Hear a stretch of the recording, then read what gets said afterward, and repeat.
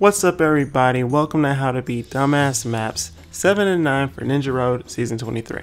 I call it that because these maps aren't necessarily that hard.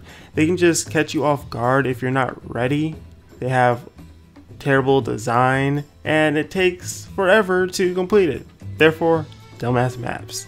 So we're starting off on map 7 here. And I'm just going to go over, all you need to know about this map so that you can beat it if you're struggling with it, or maybe you can speed up your run a little bit, just maybe.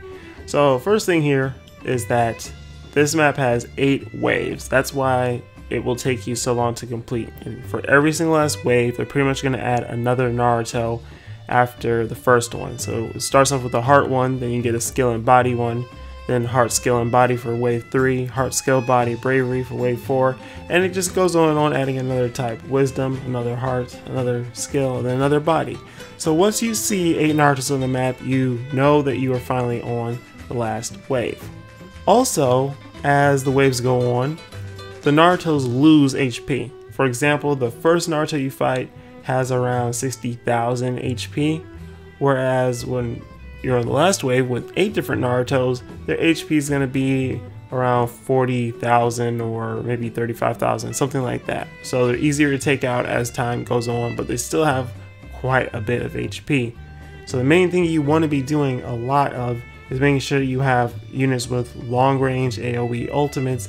That way you can take them out quickly and safely, all that jazz. Now the reason this map can catch you off guard because their attack pattern is just going to be a bunch of regular attacks usually, but they can also use their secret technique later on that deals about 1,500 to around 2,000-ish damage, something like that, right?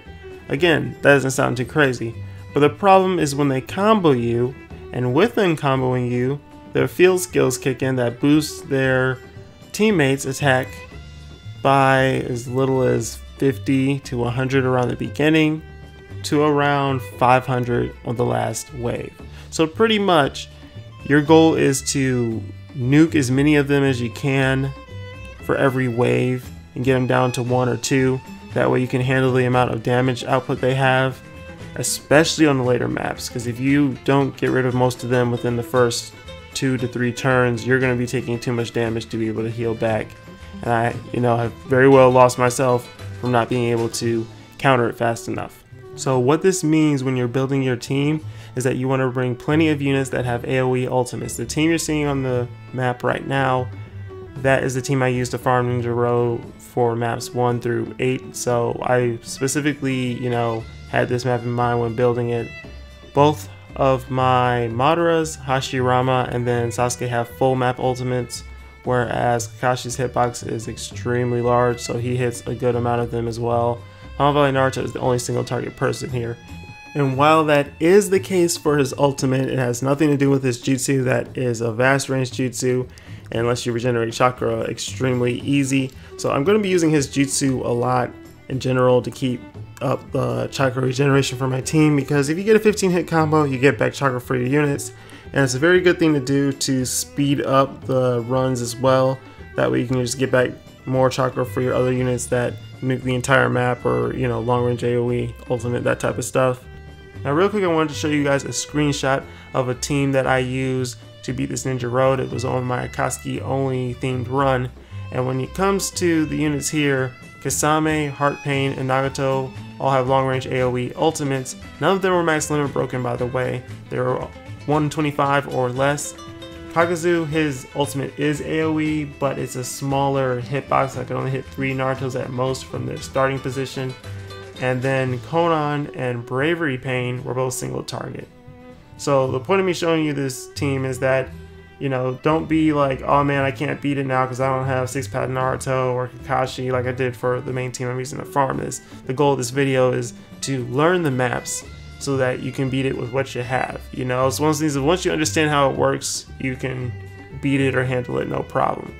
But to give you guys another way to look at this map alone, look at it as its own other mission. Just like how I usually say stall up all of your chakra for the next map, basically is stall up all your chakra for the next wave. This is something that you're going to want to do for this map if you don't have, that many strong units. Aside from that, that's pretty much everything you need to know for map 7.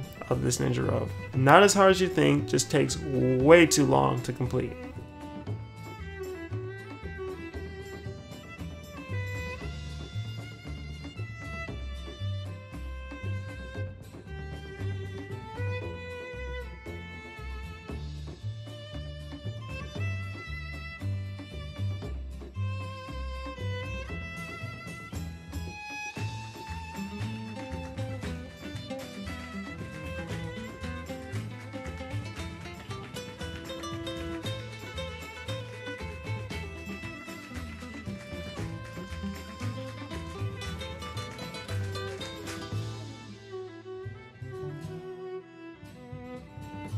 On to map 9, we have the dumbest map they've ever made, because they made it around the idea that you have one specific unit, and that's going to be School Sakura. Her jutsu changes the typing of the opponent to skill. She's the only unit in existence at this point that can even change an opponent's typing.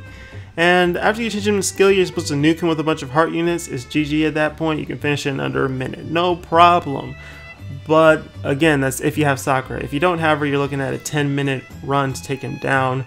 And the reason for this is because he has damage reduction for all the types except heart.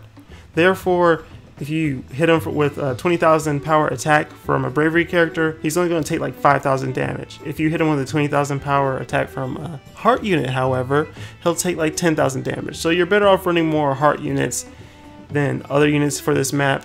You're only going to be taking extra damage from his regular attacks by him being body anyway, so it's not that big of a difference. I'm also going to be showing you guys 2 other ways that I was able to beat this map, but also keep in mind that I was able to beat it on my Akatsuki only run, and then I did do this free to play only. So again, it's the same type of situation with map 7. Once you figure out how to beat it, it's not that hard to get by at all.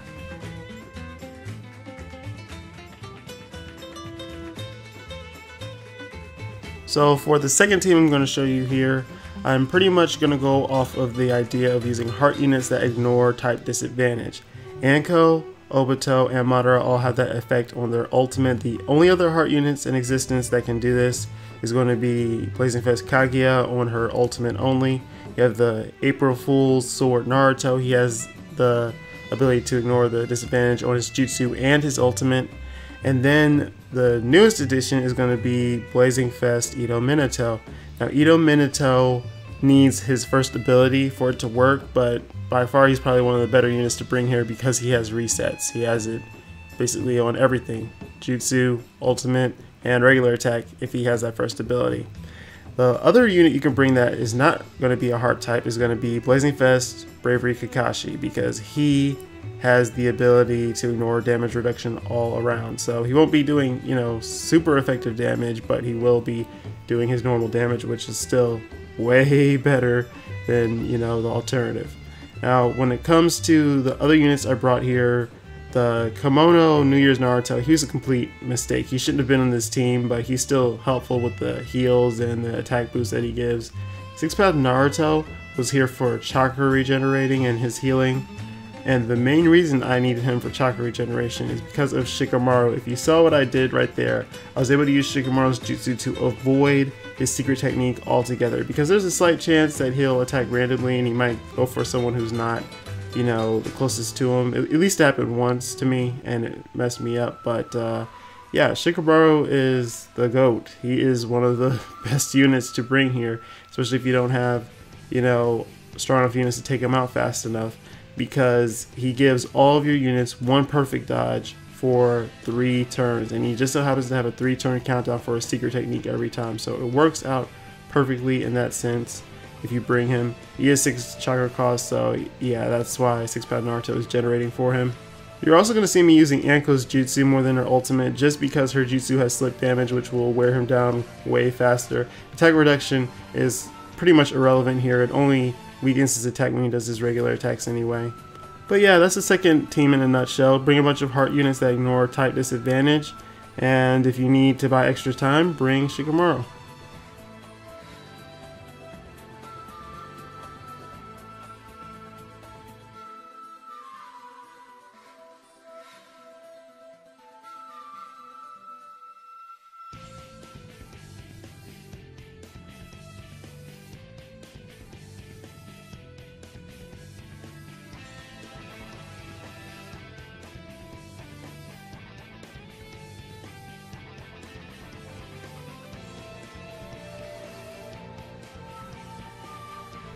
Now for the third and final way I'm going to show you guys to take down map 9, I'm going to switch to my team with 5 skill units and then Kimono Naruto. Now even though he's a body type and most of my team is skill type, when you attack him it's not going to be doing extra damage whatsoever. It's still going to be, you know, be lowered just because of the fact of him having so much damage reduction. So what I was attempting to do here is go for Naruto's ultimate, which is going to increase the amount of damage he takes from elements he's weak against, so basically increase the skill damage, and then go ahead and try to nuke him from there. Unfortunately, Naruto only has a 20% boost to this, and it is nowhere near enough to, you know, cancel out the damage reduction, but it does definitely help out to some degree. Now what this also means is if you guys have Blazing Fest Shisui, you can use it alongside with this Naruto and it might be able to help even more. Can't confirm it because again I don't have him, but even if it's not Blazing Fest Shisui, you can also try the new Izuna that comes out as a normal banner unit. At the time of this video he's not out on global, but he will be, you know, in the next update. He's out on JP currently. And if you keep using those attacks that, you know, stacked on, because I know the percentage will stack on him, then you might be able to completely undo the damage reduction he has altogether. But now getting back to the team, since I am not able to nuke him like I wanted to originally, we're going to have to go with the other method, which is pretty much spam debuffs. Main ones being Jutsu Sealing and Immobilizing. Both my Anbu Kakashi and then Jubito have the ability to immobilize, and then we have Daidara with the ability to Jutsu Seal on his Jutsu and Ultimate. Good thing to keep in mind with Daidara is that he gets a 9-hit combo, so if you can get 3 hits before and after his attack is done on his Jutsu, you can get back chakra regeneration. That's something you're going to see me using here because Kakashi has 2 hits, Madara has 1, so you know that's 3 both before and after. You get back chakra easily, and you know, with the 3/6 chakra unit like Daidara constantly regenerating, you can spam it a lot and keep the Jutsu Seal going on. Also worth noting, the only healing I'm getting here is from Kimono Naruto. My 6th Madara does not have his final dupe at all, so this is one of those situations that if I do not Jutsu Seal or immobilize him at the right time, I will be screwed for the most part. But this run you're looking at right here had no resets whatsoever. It worked out pretty good for me in the end. So pretty much if you are struggling to get a bunch of heart units that ignore type disadvantage, or if you do not have that one Sakura, the school Sakura, basically you just bring a bunch of immobilizers and Jutsu Sealers. Jutsu Seal, I recommend that a little more than Immobilize, just because Immobilize can hold him back, but he's still going to eventually go for his ultimate and deal that 10k damage to you. Jutsu Seal is definitely the better way to go at that point.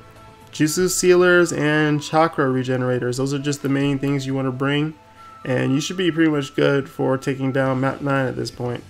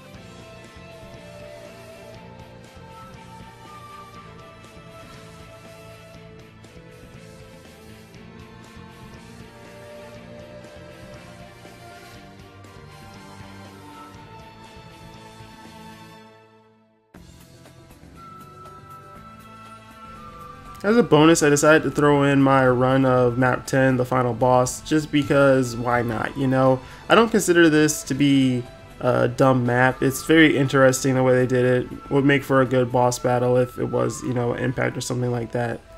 But pretty much all he's going to do with the top and bottom spots is when he hits your units, he will turn them to skill type, which makes you, of course, weak to his regular attacks.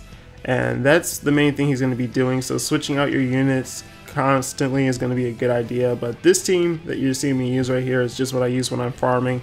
I stall them all up on map 1 and, you know, get all their chakra up.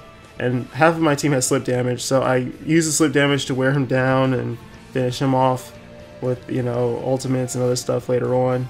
But yeah, slip damage does most of the work here. Another tactic you could use is boosting up 2 strong body units if you have them with Gengo and OT Naruto, units that boost attack, stuff like that. But aside from that, I hope you guys enjoyed this video and it helps you out to beat some of these highly annoying maps. Personally, by the way, when it comes to like Darui, he's not a bad unit whatsoever, but I'm only buying 3 copies. I'm not buying all 5 because the amount of points they want for those last 2 dupes and this type of Ninja Road, nah, I'm waiting until next time he comes around, because next time he comes back they'll be 75,000 a piece, not worth 159,000, you know.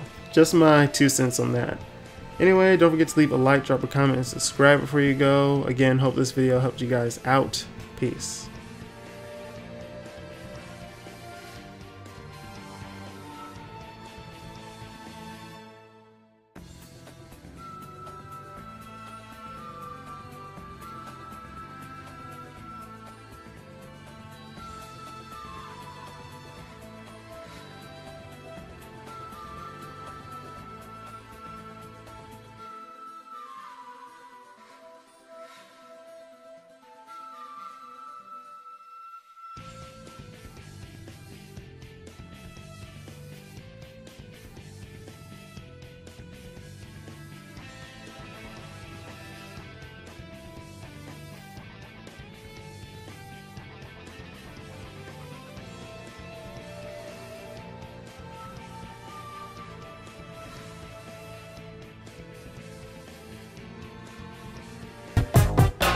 That's right.